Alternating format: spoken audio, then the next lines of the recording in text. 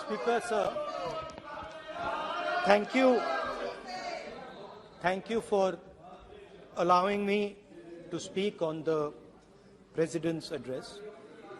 It's an honor for me to be able to speak at this House today.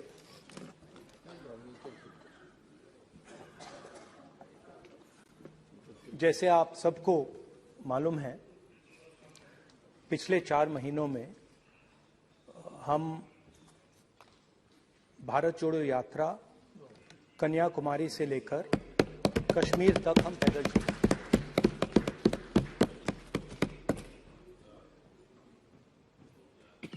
तीन 3,600 kilometre तकरीबन। और इस यात्रा पे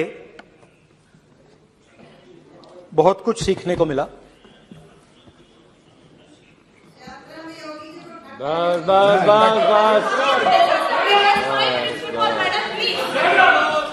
कोई बात। इस यात्रा में बहुत कुछ सीखने को मिला और जो जनता की आवाज, हिंदुस्तान की आवाज है, उसको गहराई से सुनने का मौका मिला।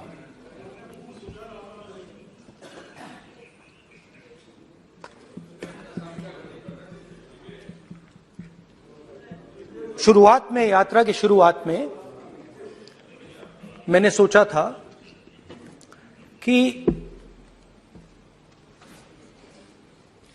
3,500 किलोमीटर चलने हैं और मुश्किल है मगर किया जा सकता है।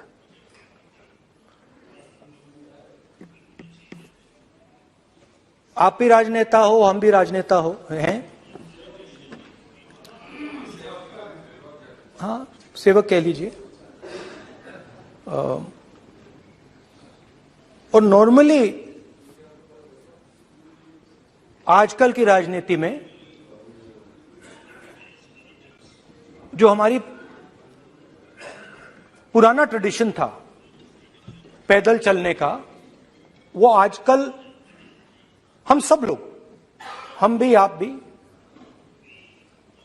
उस ट्रेडिशन को शायद भूल गए या उसका हम पालन नहीं करते। मैं भी उसमें शामिल था, आप भी उसमें शामिल हैं। हम सब, कोई गाड़ी में जाता है, कोई हवाई जहाज में जाता है, कोई हेलीकॉप्टर में जाता है, मगर पैदल कम चलते हैं। ठीक है, ठीक है। और जब पैदल चला जाता है, हाँ पैदल जाएंगे, सब जगह पैदल जाएंगे, घबराइए मत। तो जब पैदल चला जाता है, मैं 1 किलोमीटर की बात नहीं कर रहा हूं, 10 की नहीं कर रहा हूं, 25 की नहीं कर रहा हूं, मैं 200-300-400 किलोमीटर की बात कर रहा हूं। जब 200-400 किलोमीटर चला जाता है तो शरीर पे दबाव पड़ता है, दर्द होता है, मुश्किल आती है। शुरुआत में चलते वक्त लोगों की आवाज सुन रहे थे हम, मगर हमारे दिल में यह भी था कि हम भी अपनी बात रखें। कोई हमारे पास आता था, कहता था कि मैं बेरोजगार हूं,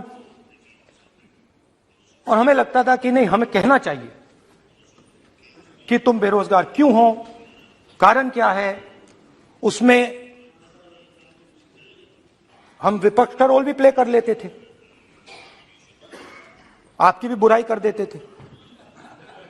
नहीं, वो तो है, वो भी करेंगे, हम भी करेंगे।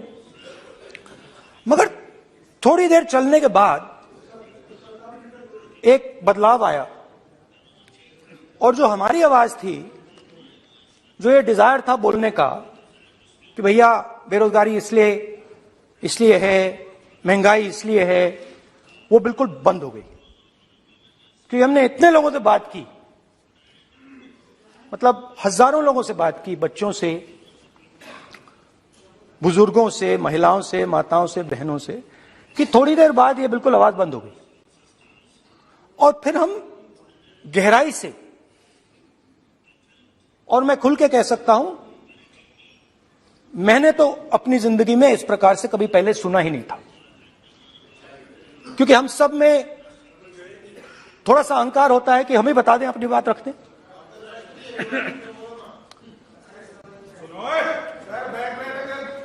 तो आस्ते आस्ते जब हम चले 500-600 किलोमीटर बाद, जनता की आवाज गहराई से सुनाई देने लगी। और एक प्रकार से यात्रा, इंडिविजुअल्स नहीं, यात्रा हमसे बोलने लगी। नहीं, गहरी बात है, समझ नहीं आएगा।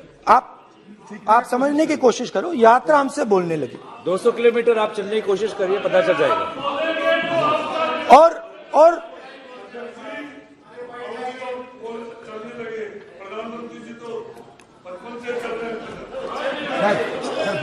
वो चाय बेचने इसलिए जाते थे भैया। तो यात्रा बोलने लगी। कोई आता था, कहता था, युवक आता था, कहता था मैं बेरोजगार हूं। हम सवाल पूछते थे, क्या पढ़ा आपने? इंजीनियरिंग की, अब क्या करते हो?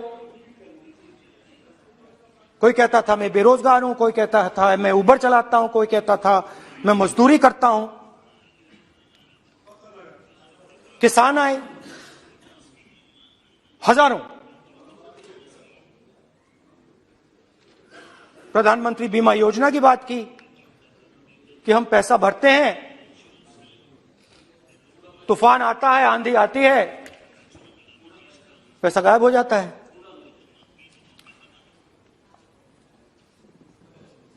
किसानों ने यह भी कहा कि हमारी जमीन छीन ली जाती है, हमें सही रेट नहीं मिलता। जमीन अधिग्रहण बिल जो था वो लागू नहीं होता। आदिवासियों ने कहा, वनवासियों ने नहीं, आदिवासियों ने, कि जो ट्राइबल बिल में हमें दिया जाता था वो आज छीना जा रहा है। तो बहुत सारी चीजें हमको सुनने को मिली। मगर मेन थ्रस्ट, अगर मैं कहूं, मेन थ्रस्ट बेरोजगारी, महंगाई और किसान। उसमें एमएसपी थी, उसमें बीज की समस्या थी, किसान बिल की समस्या थी। अच्छा, अग्निवीर की भी बात की लोगों ने। आपने अभी बोला कि अग्निवीर देश को फायदा पहुंचाएगा। मगर हिंदुस्तान का युवा जो 4 बजे दौड़ता है, आर्मी में भर्ती होने के लिए दौड़ता है, वो आपकी बात से सहमत नहीं है। उनने हमसे कहा कि पहले हमें 15 साल की सर्विस मिलती थी, पेंशन मिलती थी, अब 4 साल के बाद हमें निकाल दिया जाएगा, कुछ नहीं मिलेगा, पेंशन नहीं मिलेगी। सीनियर ऑफिसर्स ने कहा कि हमें तो लगता है कि ये जो अग्निवीर योजना है ये आर्मी के अंदर से नहीं आई, ये कहीं और से आई है, ये आरएसएस से आई है, होम मिनिस्ट्री से आई है। ये सीनियर आर्मी के लोगों ने कहा है, मैं नहीं कह रहा हूं, कि हमें लगता है कि ये आर्मी के ऊपर ये योजना थोपी गई है और ये आर्मी को कमजोर करेगी। आर्मी के जनरल्स ने हमें कहा, जो रिटायर्ड हैं, उन्होंने हमें कहा, राहुल जी, हजारों लोगों को हम हथियार की ट्रेनिंग दे रहे हैं और फिर थोड़ी देर बाद उनको समाज में डाल रहे हैं। बेरोजगारी है, समाज में हिंसा बढ़ेगी।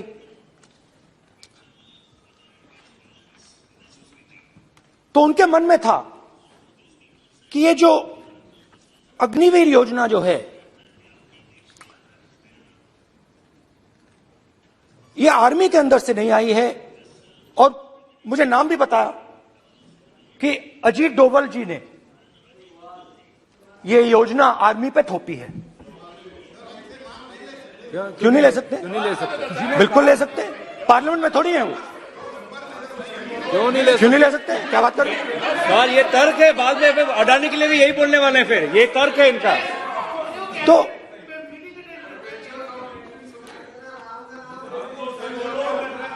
इंटरेस्टिंग बात यह है, इंटरेस्टिंग बात यह है कि मैंने फिर प्रेसिडेंट्स एड्रेस पढ़ा। देश के सब युवा अग्निवीर अग्निवीर अग्निवीर अग्निवीर बोल रहे हैं, कह रहे हैं कि ये आर्मी के ऊपर थोपा गया है, हमें नहीं चाहिए। आर्मी के लोग कह रहे हैं हमें नहीं चाहिए। जैसे मैंने कहा, आर्मी को लगता है कि होम मिनिस्ट्री ने इनके ऊपर थोपा है, आरएसएस ने ये उनके ऊपर थोपा है। तो ये आवाजें आ रही हैं। अब मैंने आपका बैठिए, अब बैठिए, कौन सा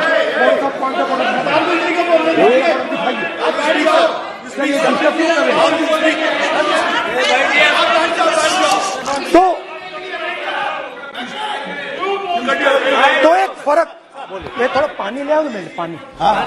तो मुझे एक फर्क दिखा प्रेसिडेंट्स एड्रेस में बहुत सारी चीजें बोली गई। अग्निवीर के लिए एक लाइन थी, एक शब्द, एक बार अग्निवीर शब्द का प्रयोग किया गया, और वो भी अग्निवीर योजना हमने दी, उससे ज्यादा कुछ नहीं बोला। कहां से आई, कौन लाया, किसको फायदा होगा, ये नहीं बोला। बेरोजगारी शब्द ही नहीं था उसमें।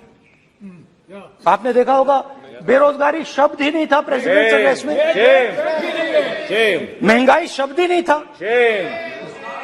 तो जो यात्रा में हमें सुनने को मिला, अग्निवीर, महंगाई, किसान, बेरोजगारी, प्रेसिडेंट एड्रेस में था ही नहीं। उस पे नहीं है। तो ये मुझे थोड़ा अजीब लगा कि जनता कुछ कह रही है और प्रेसिडेंट्स एड्रेस में कुछ और सुनाई दे रहा है। अच्छा, एक और चीज हमें बताई गई। तमिलनाडु से लेकर केरला, महाराष्ट्र, मध्य प्रदेश, सब जगह एक नाम सब जगह हमें सुनने को मिला, अदानी। ये नाम पूरे हिंदुस्तान में, केरल में, तमिलनाडु में, महाराष्ट्र, कर्नाटका, हिमाचल, कश्मीर, सब जगह अदानी अदानी अदानी अदानी अदानी।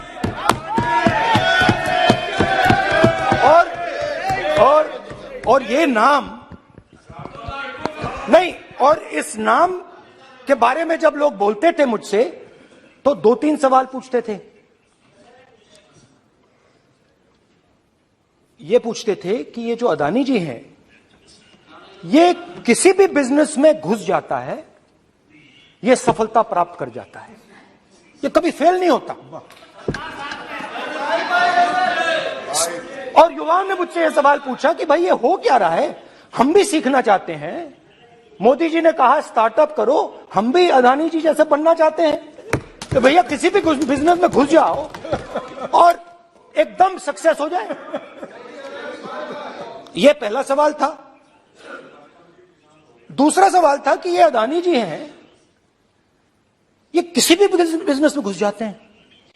पहले ये 1-2 बिजनेस करते थे, अब ये 8-10 सेक्टर्स में काम करते हैं। Airports, data centres, cement, solar energy, wind energy, aerospace and defence, consumer finance, renewables, media. तो उन्होंने मुझसे पूछा कि राहुल जी, हाँ बेटे पहले अडवाणी थे अब अडवाणी हाँ, धन्यवाद धन्यवाद। पोर्ट्स की बात भी थी, पोर्ट्स की बात भी थी। ये भी सवाल पूछा, ये भी पूछा कि भैया एक बात बताइए, राहुल जी बताइए हमें कि अदानी जी का जो नेटवर्थ है वो 3 साल के अंदर, नहीं सॉरी 2014 से लेकर 2022 तक ये $8 बिलियन से $140 बिलियन कैसे हो गया? कैसे हुआ? मोदी कैसे? ये 2014 में अगर आप दुनिया की, मुस्कुरा रहे हैं आप, बीजेपी में है ना आप, तो ये लिस्ट आती है, एक लिस्ट आती है दुनिया के सबसे अमीर लोगों की। इस पे ये 609 नंबर पे थे 14 में, 609 पीछे बिल्कुल। पता नहीं जादू हुआ, दूसरे नंबर पे पहुंच गए। मोदी है तो मुमकिन है।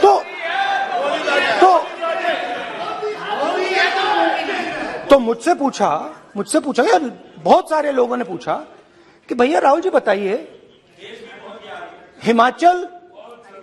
हिमाचल में सेब की बात होती है अदानी जी, कश्मीर में सेब की बात होती है अदानी जी, पोर्ट्स की बात होती है अदानी जी, एयरपोर्ट्स की बात होती है अदानी जी, इंफ्रास्ट्रक्चर, अच्छा हम सड़क पे चल रहे हैं, मैं पूछूं किसने बनाई? अदानी जी।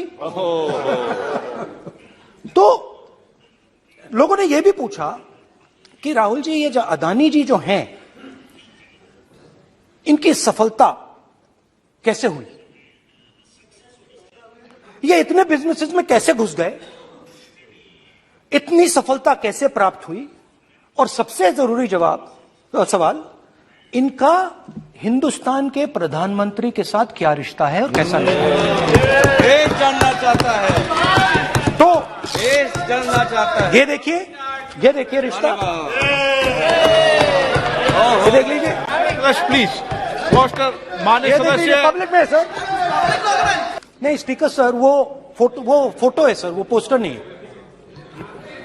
आप वरिष्ठ सदस्य हैं, प्राइम मिनिस्टर की फोटो है सर, उसके नियम में बहुत नहीं है, उनका अच्छा चेहरा सदन ने दिख रहा नियम है। बनाया है। उनके वहां पे उनके पीछे अदानी का लोगो है, अदानी जी के हवाई जहाज में घुस रहे हैं।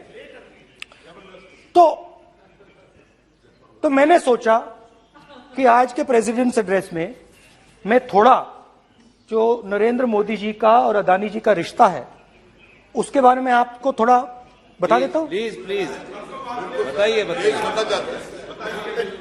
तो वो आप बता देना।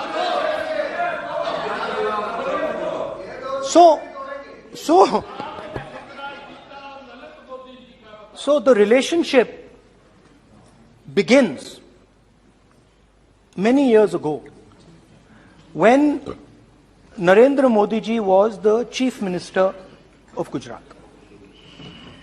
And when most of India's business was asking questions of the Prime Minister, was against the Prime Minister, one man stood shoulder to shoulder with the Prime Minister.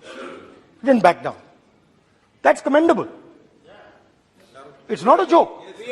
He was loyal to the Prime Minister. And what did he do? He helped Mr. Modi construct the idea of resurgent Gujarat. Right? The idea that you bring these businessmen together, and you call it resurgent Gujarat, vibrant Gujarat, they're both. And he was the backbone in setting up that group of people. Okay? And the result of that was tremendous growth of his businesses in Gujarat. Expansion of his businesses. I think then the real magic starts. जब प्रधानमंत्री जी दिल्ली आते हैं और 2014 में असली जादू शुरू होता है। मैंने कहा कि 2014 में वो 609 नंबर पे थे, कुछ ही सालों में वो दूसरे नंबर पे पहुंच गए। कैसे पहुंचे? मैं आपको, बहुत सारी इंडस्ट्रीज में काम करते हैं, मैं आपको 2-3 इंडस्ट्रीज का उदाहरण दे देता हूं। एयरपोर्ट इंडस्ट्री की बात, एयरपोर्ट्स की बात करते हैं।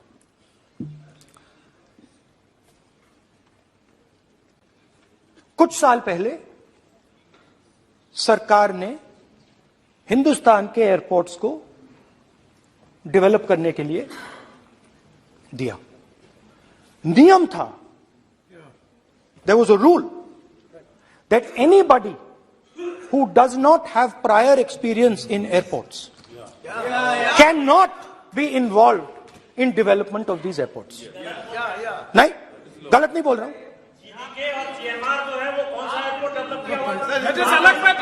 आप बैठ जाइए।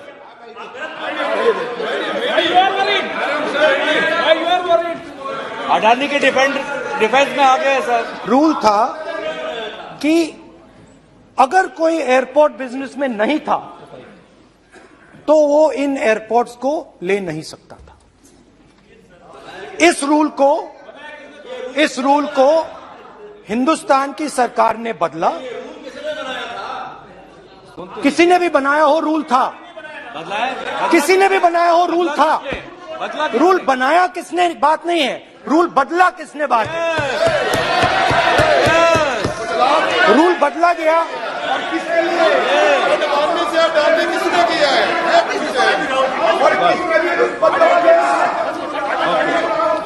रूल बदला गया।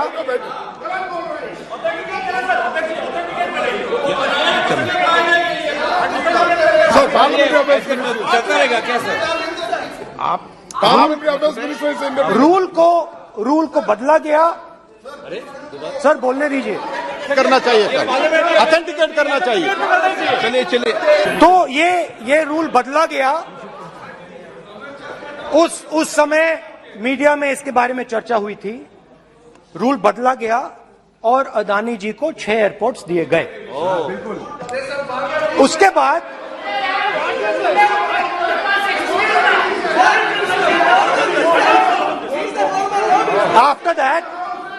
after that India's most strategic profitable airport, Mumbai airport,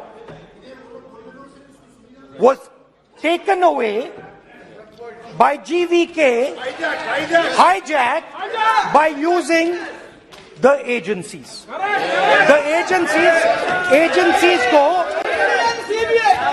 CBI, ED का प्रयोग कर GVK पर दबाव डालकर हिंदुस्तान की सरकार ने उस एयरपोर्ट को अदानी जी के हाथों में कर दिया।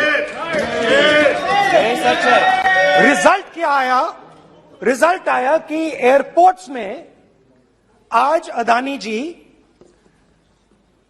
24% हिंदुस्तान की एयर ट्रैफिक को अपने एयरपोर्ट से निकालते हैं और 31% एयर फ्रेट उनके एयरपोर्ट्स में से निकलता है। अब ये काम हिंदुस्तान की सरकार और हिंदुस्तान के प्रधानमंत्री जी ने फैसिलिटेट किया। अब आपने,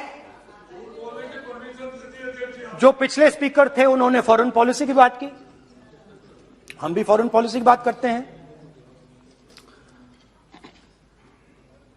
चलिए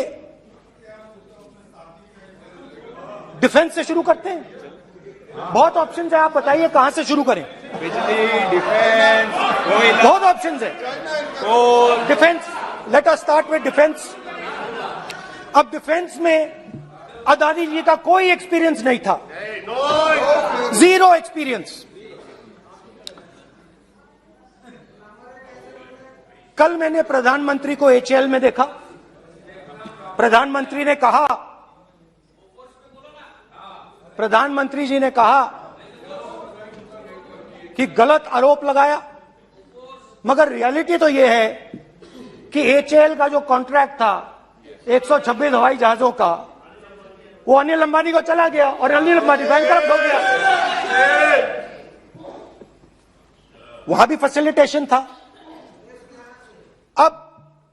अब देखिए, और ये जो फ्यूचर एंटरप्रेन्योर्स हैं, जो बिजनेस स्कूल हैं, हार्वर्ड यूनिवर्सिटी जैसे स्कूल हैं, इनको इसका केस स्टडी, इसकी केस स्टडी बनानी चाहिए, शायद बने। How to use government power to build individual businesses, case study.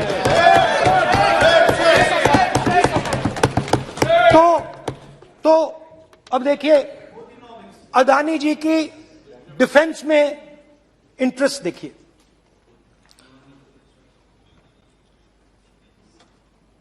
Elbit company के साथ हिंदुस्तान में अदानी जी ड्रोन्स बनाते हैं। ड्रोन्स को हिंदुस्तान की एयरफोर्स, आर्मी, नेवी के लिए रीफिट करते हैं। अदानी जी ने यह काम कभी नहीं किया है पहले। एचएएल ये काम करती है। हिंदुस्तान में और भी कंपनीज हैं जो ये काम करती हैं, मगर प्रधानमंत्री जी इजरायल जाते हैं और उसके एकदम बाद अदानी जी को ये कॉन्ट्रैक्ट मिल जाता है, मगर एक नहीं मिलता। ये मत सोचिए कि ये सिर्फ एक कंपनी की बात हो रही है, ये इंडस्ट्रीज की बात होती है यहां पे। जैसे मैंने आपको दिखाया, एयरपोर्ट का पूरा सिस्टम उठा के ले गए, 30% मार्केट शेयर एयरपोर्ट में ले गए, वैसे ही डिफेंस में करा। तो 4 डिफेंस की इनके पास कंपनीज हैं। यह काम इन्होंने कभी नहीं किया। स्मॉल आर्म्स, जिसमें टावर है जो हमारी स्पेशल फोर्सेस यूज करती है, आर्मी यूज करती है, जिसमें गलील स्नाइपर राइफल है, ये सब अदानी जी बनाते हैं। सीधा स्ट्रेट इजरायल में प्राइम मिनिस्टर जाते हैं, प्राइम मिनिस्टर के साथ वहां पे मतलब बीच में पैदल चलते हैं और फिर जादू से पीछे से इंडिया का फर्स्ट कॉम्प्रिहेंसिव एमआरओ मिल जाता है मेंटेनेंस के लिए, जहाजों के मेंटेनेंस के लिए। स्मॉल आर्म्स का बिजनेस मिल जाता है, इजरायली जो ड्रोन्स हैं उसका बिजनेस मिल जाता है। मतलब जो हिंदुस्तान और इजरायल का डिफेंस का रिश्ता है वो पूरा पूरा अदानी जी के हाथ में चला जाता है। खत्म कहानी। हाँ, उसमें पेगासस भी है, तो पता नहीं वहां से क्या मतलब पेगासस कैसे आया, क्या हुआ, किसने दिया। अच्छा, एक और बड़ी इंटरेस्टिंग चीज है, एक कंपनी है अल्फा डिफेंस, जो डिफेंस इलेक्ट्रॉनिक्स का काम करती है, एवियोनिक्स का काम करती है, और बहुत स्ट्रेटेजिक कंपनी है। वो भी अदानी जी के हवाले कर दी गई, अदानी जी ने एक्वायर कर लिया। तो आपने देखा कि एयरपोर्ट्स का बिजनेस 30% मार्केट शेयर, हिंदुस्तान और इजरायल का जो वेपन्स का बिजनेस है 90% उठा के ले गए। एक विजिट फॉरेन पॉलिसी, ये है फॉरेन पॉलिसी। चलिए, अब मैंने आपको इजरायल की बात बताई, ऑस्ट्रेलिया चलते हैं। कोयला, ऑस्ट्रेलिया चलिए। ऑस्ट्रेलिया में प्रधानमंत्री जाते हैं। आप बोलिए। सर, स्पीकर सर, प्रधानमंत्री जी ऑस्ट्रेलिया जाते हैं और जादू से State Bank of India $1 billion loan Adani ji को ऑफर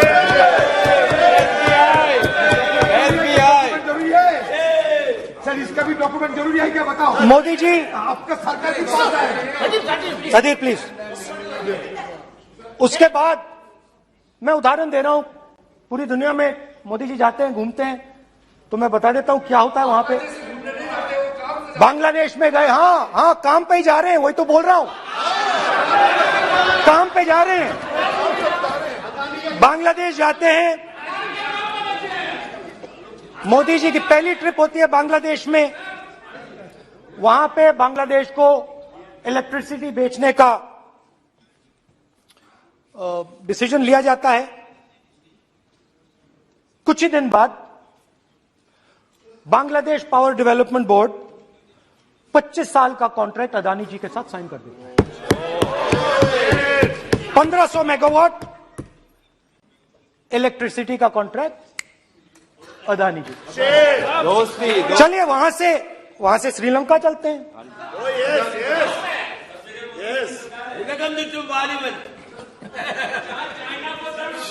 जून 2022 में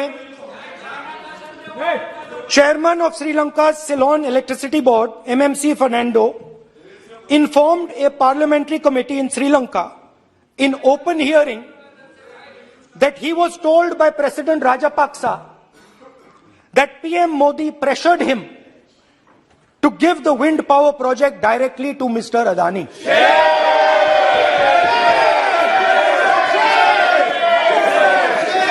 मतलब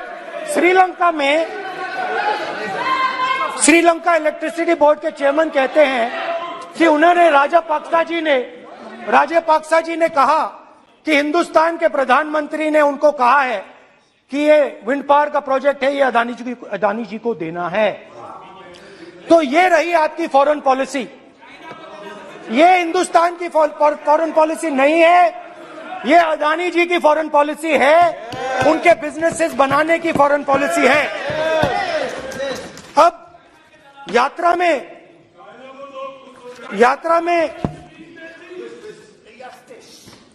में मुझसे 2-3 और सवाल पूछे गए।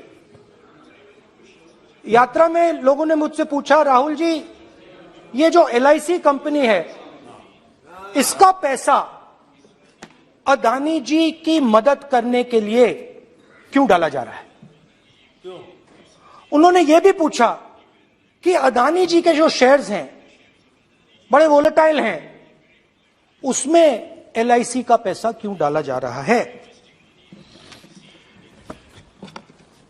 तो मेरा कहना है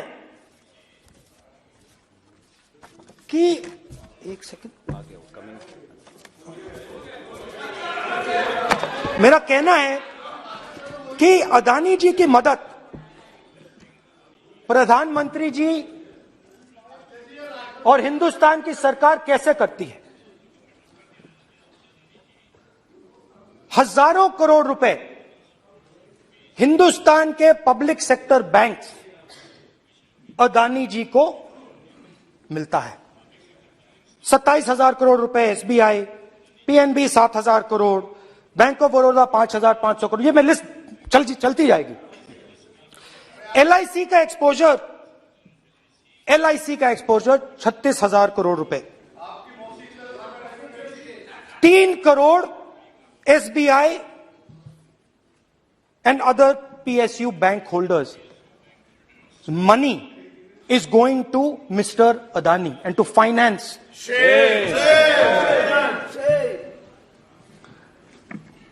Now, of course, there is another question. तो मदद कैसे हो रही है? हिंदुस्तान के पब्लिक सेक्टर बैंक्स का पैसा, LIC का पैसा नरेंद्र मोदी जी, अदानी जी को दिया जा रहा है। अगर कोई सामने खड़ा हो जाता है, जैसे जीवी के लोग खड़े हुए, ED, CBI एजेंसीज आ जाती हैं, उनको परे कर देती हैं।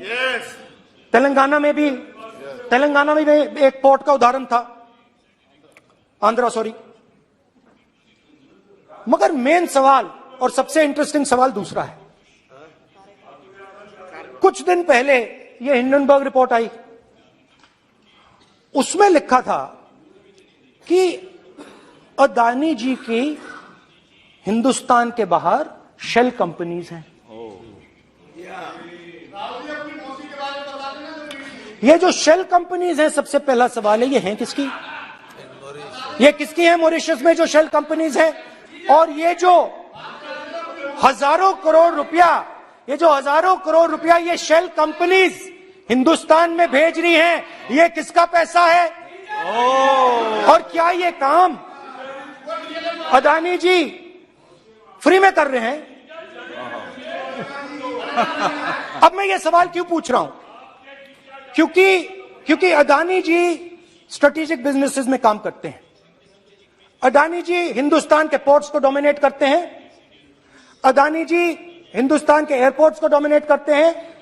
और जैसे मैंने कहा, अदानी जी हिंदुस्तान की डिफेंस इंडस्ट्री में बहुत जरूरी रोल प्ले करते हैं। तो मेरा पहला एक छोटा सा सवाल है कि जो शेल कंपनीज हैं, इनके बारे में हिंदुस्तान की सरकार ने कोई सवाल नहीं उठाए? ये कौन लोग हैं, ये किनकी कंपनीज हैं? ये स्ट्रेटेजिक मामला है, पोर्ट्स का मामला है, एयरपोर्ट्स का मामला है, डिफेंस का मामला है। और जो कंपनी इन स्ट्रेटेजिक एरियाज में काम कर रही है, उनके बारे में आपको मालूम ही नहीं। ये नेशनल सिक्योरिटी का मुद्दा है, आपको मालूम ही नहीं कि ये शेल कंपनीज किसकी हैं, कितना पैसा आ रहा है, किसका पैसा आ रहा है। तो एक बहुत बड़ा सवाल है, ये पैसा किसका है, ये शेल कंपनीज किसकी हैं, और ये हिंदुस्तान की सरकार की जिम्मेदारी है ये पता लगाना ये किसकी शेल कंपनीज है और ये किसका पैसा अंदर आ रहा है। JPC, we want JPC, we want JPC.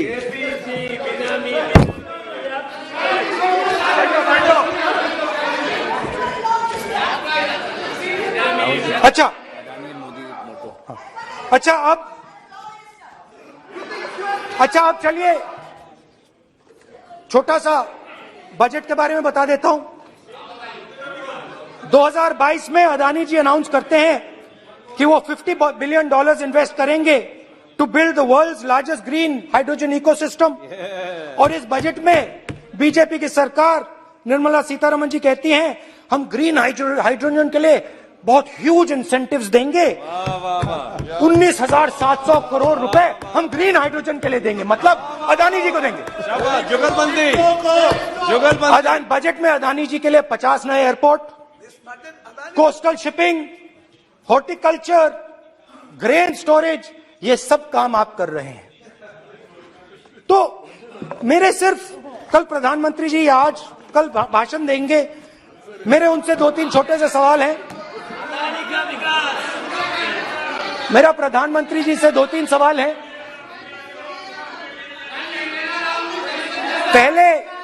पहले अदानी जी के हवाई जहाज में मोदी जी जाते थे, अब मोदी जी के हवाई जहाज में अदानी जी जाते हैं। पहले लोकल मामला था, फिर नेशनल मामला हो गया, उसके बाद इंटरनेशनल मामला हो गया। अदानी जी के लिए बोरिस जॉनसन का बेटा काम करता है, आपको पता नहीं मालूम है या नहीं मालूम? भाई सॉरी, नहीं बेटा भी, भाई काम करता है। तो ये मामला पहले गुजरात का मामला था, फिर ये हिंदुस्तान का मामला हुआ, अब ये इंटरनेशनल मामला हो गया है। तो मेरा सवाल प्रधानमंत्री जी से, और सिंपल सवाल है, प्रधानमंत्री जी आपकी फॉरेन ट्रिप्स पे अदानी जी और आप कितनी बार एक साथ गए? Adani ji, how many times did you travel together with Adani ji? How many times did Adani ji join you later on a visit? How many times did Adani ji travel to a country immediately after you did? Good question. And in how many of these countries after you visited did Adani ji get a contract? Good question. Also an important question, जरूरी सवाल। अदानी जी ने BJP को पिछले 20 साल में कितने पैसे दिए हैं?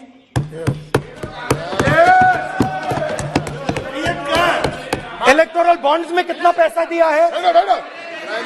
मैंने आज वो जो युवाओं ने मुझसे सवाल पूछा था कि अदानी जी की इतनी बिजनेस एक्यूमेंट कहां से आई, इतने अलग अलग सेक्टर्स में अदानी जी ने कैसे सक्सेस प्राप्त की, अदानी जी के बारे में पूरी दुनिया को स्टडी करनी चाहिए, हार्वर्ड यूनिवर्सिटी को स्टडी करनी चाहिए कि पॉलिटिक्स के बीच में और बिजनेस के बीच में कैसा रिश्ता होता है। India is a case study and prime minister Narendra Modi should be given a gold medal in this. Now बहुत अच्छी तरह बीजेपी के जो पिछले स्पीकर थे उन्होंने मेरे भाषण को इंकैप्सुलेट किया मेरे लिए बहुत अच्छी तरह। आपने जो मैं सोच रहा था आपने उससे और भी अच्छी तरीके से बोल दिया। Coming together is a beginning, keeping together is progress, working together is success. Adani ji and Narendra Modi ji, thank you.